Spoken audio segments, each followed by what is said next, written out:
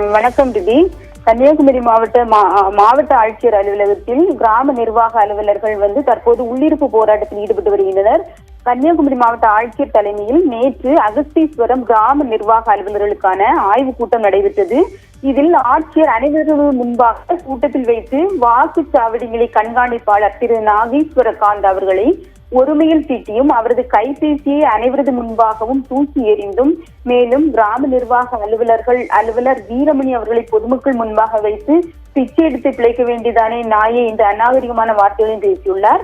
இதே போன்று கடந்த வாரம் வெள்ளிக்கிழமை அன்று மாவட்ட ஆட்சியர் அலுவலகம் 4 கூட்டரங்கில் வைத்து பெண் கிராம நிர்வாக அலுவலர் என்று பாராமல் ஒரு பெண் அதிகாரியை பார்த்து உன் மூஞ்சியை பார்த்தாலே வேலை செய்கிற மாதிரி தெரியவில்லை எனவும் உருவை கேலி செய்து ஒருமையில் பேசியுள்ளார்.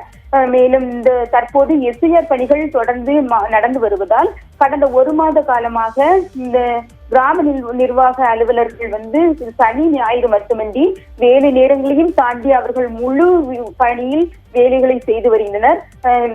கடந்த ஒவ்வொரு நாளும் இரவு 10 மணி கடந்த பிறகும் கூட அவர்களுக்கு கூகுள் மீட் நடத்தப்பட்டு வருவதும் தற்போது பரவி வருகிறது.